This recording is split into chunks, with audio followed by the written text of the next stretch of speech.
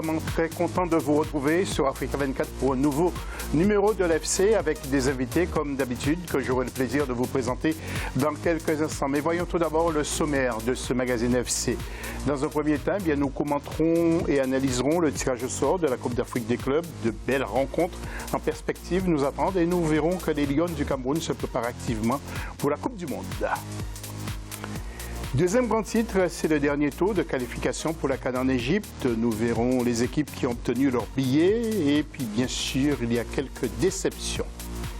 Et pour la partie internationale, nous irons en Europe, aux Antilles, en Amérique. Bref, comme d'habitude, votre chaîne va faire le tour du monde pour vous informer. Et puis nous reviendrons aussi sur la fameuse bague de Paul Pogba qu'il a offert justement à tous les joueurs de l'équipe de France.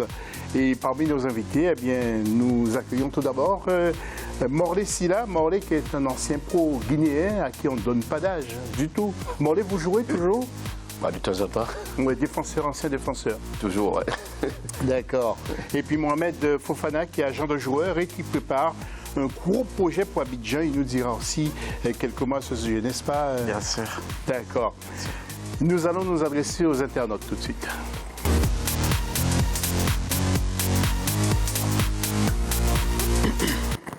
Et je pense qu'il y aura beaucoup de réactions sur la question que marque-t-il justement Sadio Mané, le buteur de Liverpool, sénégalais bien sûr, pour remporter le ballon d'or africain. Vous n'hésitez pas vos réactions sur Facebook Africa 24 TV ou sur le Twitter avec le hashtag Africa 24 à la une du magazine.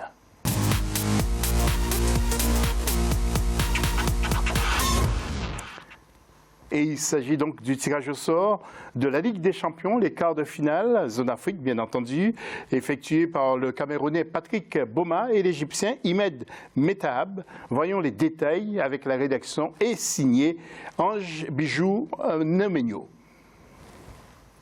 La Fédération africaine de football a procédé ce mercredi au tirage au sort des quarts de finale de la Ligue des Champions. Tenant du titre, l'Espérance de Tunis aura un adversaire abordable, les Algériens du CS Constantine. Mais la méfiance est de mise car ce genre de derby d'Afrique du Nord est toujours compliqué à gérer. Le choc de ce tour opposera Mamelodi Sundowns à Al Ahly, tandis que l'affiche entre le Wydad Casablanca et les Guinéens d'Oroya vaudra aussi le détour. De son côté, le TP Mazembe hérite de la surprise tanzanienne Simba. Les matchs allés des quarts de finale de la Ligue des champions africaine auront lieu les 5 et 6 avril 2019. Quant au match retour, rendez-vous est fixé les 12 et 13 avril 2019. Et avant de voir justement les tableaux, sachez que parmi les 8 rescapés de cette phase de groupe de la Ligue des Champions, les tenants s'appellent Al Ahly, vainqueur 8 fois et battu dans les 2 dernières finales, TP Mazembe, 5 fois vainqueur de la couronne continentale, la plus prestigieuse. En plus, il est tenant du titre, l'Espérance sportive de Tunis, 3 trophées qui a ramassé le plus grand nombre de points, 14, demeurant seul club vaincu au tour des groupes et de Mamelodi Sundowns.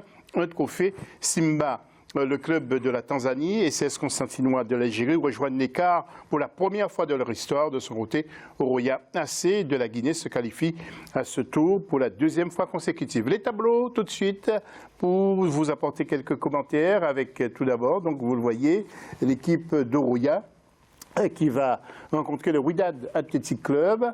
Le match aller aura lieu le 5, Mamelodi Sundowns contre Al Ahly. Et puis le 6, 2 autres matchs. S Constantine ou CS Constantine, Tunis et Simba contre TP Mazembe. Alors, Mohamed, je m'adresse à vous tout d'abord. Que vous inspire justement ce tirage au sort de belles équipes pour ces quarts? Très belles équipes. Très belles équipes, notamment le duel Al Ahly Mamelodi, qui est 2 grandes équipes d'Afrique. Donc, ça annonce un gros duel. Oui, et puis le match aller aura lieu en Afrique du Sud. En Afrique du Sud, donc le match retour risque d'être très compliqué. Oui, c'est ce Constantinois, l'équipe algérienne contre l'Espérance sportive de Tunis. Ça aussi, c'est en quelque sorte un choc. C'est un duel, c'est un derby, on va dire, maghrébin. Donc c'est quelque chose qui va donner quelque chose de très intéressant. Oui, alors mon cher Morley, je m'adresse à vous pour Oroya qui est toujours là, 2 fois consécutives en quart de finale. Alors, l'ambition des supporters, ou les ambitions des supporters, c'est de remporter le titre cette année. Bah, c'est ce que tout le monde veut. La Guinée, on soutient l'Oroya. Et en plus, on sait que le Royal, ça fait combien d'années qu'il cherche à s'inscrire au niveau de grands clubs africains. Et vous avez vu même que ça fait 2 ans successivement qu'ils sont... L'année dernière, on les a battus en quart de finale encore. Ici, cette année, ils sont en quart de finale. Nous tous souhaitons vraiment que le Royal soit vraiment récompensé. Surtout le président qui fait beaucoup, qui s'investit beaucoup pour le Royal, pour son club, qu'il soit financièrement, qu'il soit matériellement. Donc je pense que vraiment, si on arrive vraiment à prendre la coupe, c'est vraiment récompensé. Oui, alors avant de revenir sur Oroya, il y a TP Mazembe qui va recevoir, qui va aller jouer contre Simba en Tanzanie. Et le match retour, ce sera un RDC. Là, TP Mazembe, ça va être relativement facile, non? Bah, pas facile, parce qu'aujourd'hui, il n'y a pas une petite équipe. Hein. Il ne faut pas sous-estimer l'équipe, parce que c'est pas ce qu'on TP Mazembe. Et là, aujourd'hui, il peut y avoir une surprise. C'est clair. Et je pense que vraiment, TP Mazembe va prendre au sérieux. S'il veut vraiment gagner le match, il faut qu'il prenne l'équipe adverse au sérieux. Oui, alors justement, pour revenir à Oroya, qui est ce monsieur Mamadou Antonio Souare? C'est un homme très riche, paraît-il, qui veut faire d'Oroya une espèce de Real de Madrid, une espèce de Barcelone, de Paris Saint-Germain, comme l'Europe. C'est ça en fait, non? Il est riche, ce monsieur? Oui, il est riche, je suis d'accord. Mais c'est pas ça. Pourquoi ça vous fait rire? Parce que vous avez voulu être entraîneur? Je ne veux pas parler de ça. Mais je sais que c'est un monsieur qui a beaucoup de moyens et qui est vraiment sage. Et je pense que vraiment, son objectif, c'est de faire le Royal un grand club comme le TP Mazembe. Quand on discute toujours, c'est un souhait, il se compare toujours. Son exemple, c'est le président de TP Mazembe. C'est Moïse Katumbi. Moïse Katumbi. Et là, vraiment, il veut faire le Royal un grand club en Afrique, que ce soit un club exemplaire. C'est ça. Son rêve, c'est ça aujourd'hui. Oui, Mohamed, vous en savez quelque chose aussi? C'est ça, en fait. C'est même en dehors du Barça ou du Real et tout ça, c'est vraiment déjà de ressembler à un des plus grands clubs africains, c'est le TP Mazembe. Et il s'inspire beaucoup de Moïse Katumbi, ça j'ai pu le voir. Et c'est quelque chose d'exceptionnel qu'il veut faire avec ce club-là. Et c'est quelqu'un qui a beaucoup de moyens. Oui. Alors, je vous dis, c'est un club, et le président, quand vous voyez son centre de formation qu'il a fait vraiment, je n'ai jamais vu ça d'abord dans le monde entier. Ouais. Donc c'est pour vous dire que vraiment c'est un monsieur qui a une ambition, qui a une vision, une très grande vision pour le Royal. Dernière question concernant Oroya. Il y a une rivalité entre Oroya et Afia et l'AS Kaloum. Pourquoi? Ah non, l'AS Kaloum et le Royal, c'est... C'est Marseille, PSG ou Real, Barcelone? Non, c'est comme le PSG et le Marseille. Ouais. Donc ça, c'est comme quand on parle de Real Madrid et Barça. Donc moi, personnellement, j'ai été capitaine de l'AS Kaloum. Et je sais c'est quoi. Si les deux clubs jouent, toujours c'est comme ça. Le public est chaud. Là, et puis le match, c'est un match vraiment exceptionnel. Hein. Il faut voir la tension qui était là. Ça a toujours continué. Hein. Et je pense qu'aujourd'hui, le Royal remporte toujours parce que c'est... Et bon, le match aller qu'ils ont fait, ils ont fait match nul. Je pense que quel que soit le niveau de Royal ou bien l'AS Kaloum, si c'est deux équipes qui se rencontrent, je pense que vraiment c'est un match de derby, quoi. Merci Morley. Nous allons maintenant parler de la Coupe de la Confédération, tirage également des quarts de finale. Ange Bijou Nobegno nous en dit plus.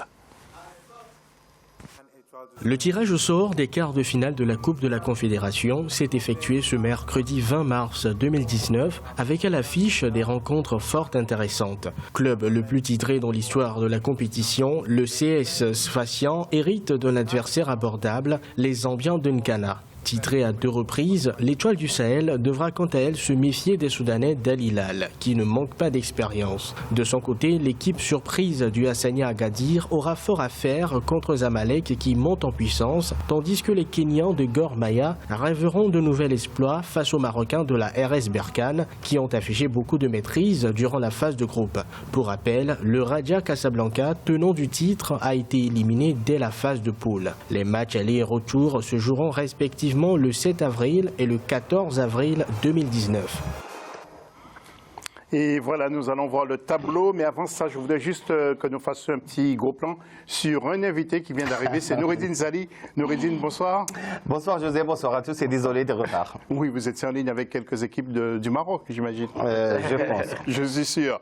Donc, nous allons voir le tableau des matchs des quarts de finale avec l'équipe de Cana qui va rencontrer le CS Sfaxien, l'Étoile du Sahel contre Al Hilal, Hassania Agadir, le club marocain contre Zamalek, et Gor Mahia contre Berkane. J'imagine, Noureddine, que vous allez surtout surveiller ces deux matchs, hein, Hassania Agadir et Berkane.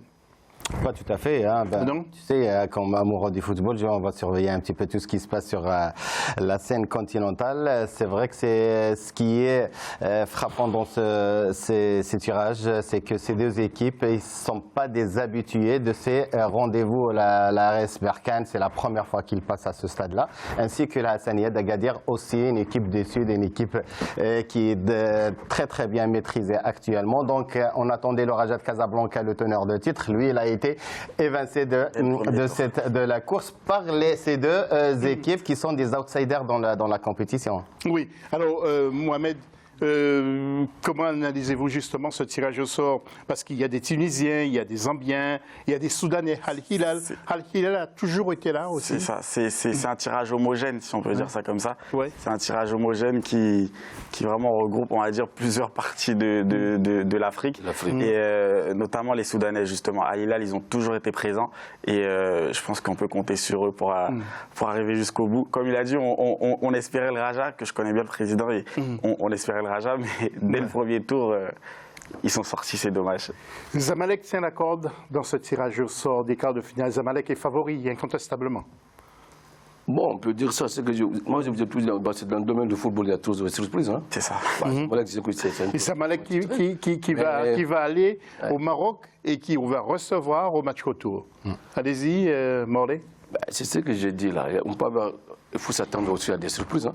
Parce que moi, Zamalek, vraiment, c'est un club qui est vraiment titré, je suis d'accord. Le plus titré. Mais c'est le plus titré, je suis d'accord. Mais il peut y avoir des surprises aussi. C'est ça le football. Moi, je sais que là, tu sais qui vont. Le Roya, par exemple, avec le Marocain, on va les battre, par exemple. Là, je sais qu'il va dire qu'ils vont gagner, mais c'est que le Roya va gagner. Je souhaite que le Roya dépasse cette année et même remporte la coupe. Oui. Alors, il y a Gor Mahia. Pas oublier l'Étoile. Oui. Un habitué de la Ligue des Champions qui est là. Oui. Il y a Gor Mahia aussi qui me surprend, les Kenyans. Oui. Et qui vont recevoir justement Berkane. Et au retour, bon, ça va peut-être être moins compliqué. L'essentiel pour Berkane, c'est de faire un bon résultat. C'est un match équilibré. C'est deux équipes qui apprennent le haut niveau, qui essayent de trouver leur marque dans la cour des grands. Je veux dire, même si on est en train de parler de la Coupe de la CAF. Évidemment, l'équipe de Berkane, il est en train d'impressionner aussi dans le championnat marocain. Il vient de gagner la Coupe du Maroc il n'y a pas longtemps. Et puis, ils sont dans le peloton de tête avec une armada de joueurs vraiment ficelés, vraiment très très très bien choisis. Avec, il ne faut pas oublier que le tuteur, le patron du haut, ce n'est que le président de la Fédération marocaine de football.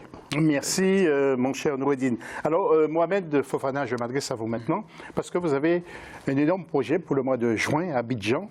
Quelques mois, ce sujet, il s'agit de streetball. Street football, c'est ça, exactement. C'est street football, hein? Street football, voilà. Ouais. Et ça s'appelle The Race. The Cage. The Cage. Voilà. Pourquoi je dis The Race? The Cage. Pourquoi je dis The Race? Cage. Je ne sais pas pourquoi. The Cage. The Alors, Cage. dites-nous Voilà. quelques mots à ce sujet. Non, en fait, The Cage, c'est un événement de street football, justement, en salle, avec une particularité, c'est qu'on a rajouté une cage, et c'est dans la cage qu'aura lieu donc le tournoi.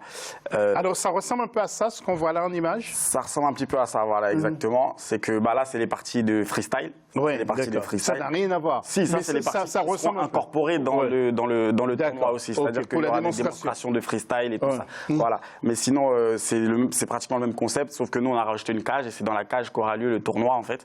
Et donc, le tournoi qui regroupera les 10 communes d'Abidjan, ainsi qu'une équipe qui sera composée de joueurs de légende, d'anciens joueurs de l'équipe nationale, par exemple, plus une équipe de professionnels actuels. Donc tout ça réuni, on va dire une synergie entre joueurs amateurs et joueurs professionnels le même jour. On veut faire de ce jour la messe de la culture urbaine, en fait. C'est-à-dire que tout ce tournoi et tous ces joueurs associés seront accompagné de concerts, de showcases d'artistes et tout ça. Donc, ça sera quelque chose d'exceptionnel.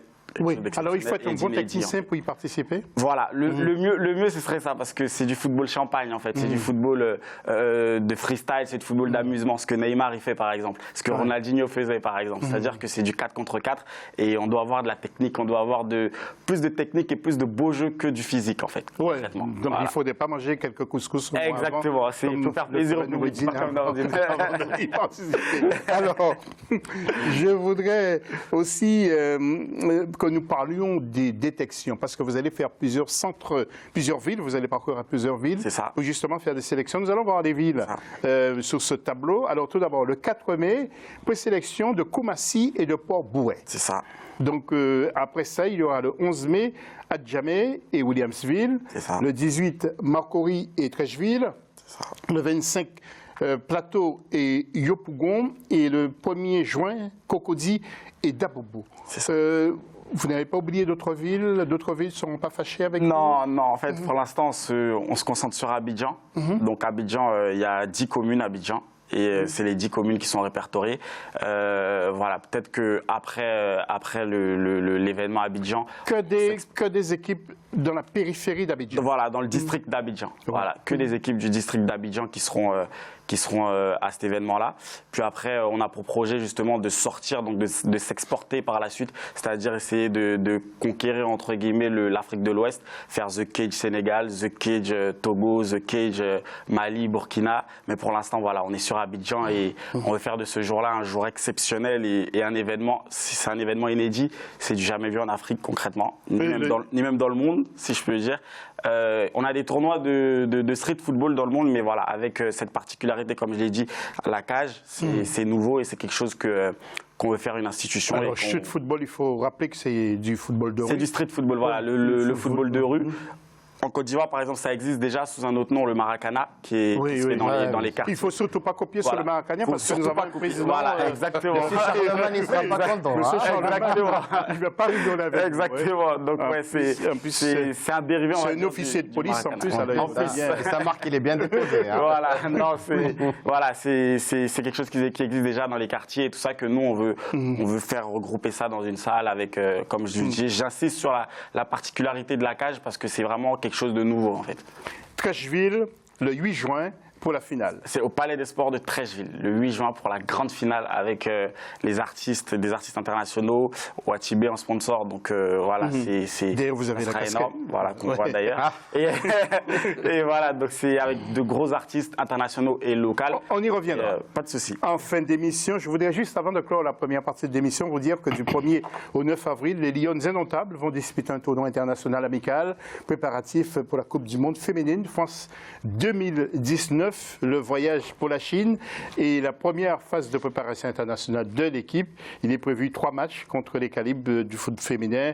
La Chine, vous le savez, donc 15e mondial, il y aura la Russie, la Croatie et le staff technique. Donc pense bien que ce sera une bonne chose pour les préparations justement de l'équipe du Cameroun. Je vous rappelle quand même bien qu'en 2015, la capitaine Christine Mani et ses camarades avaient terminé en 8e de finale, éliminés justement par la Chine sur le score de 1-0. Info sur laquelle, bien entendu, nous reviendrons.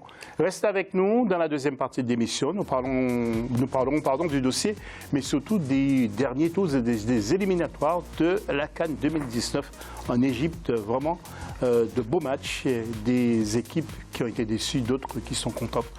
On voit tout ça tout à l'heure.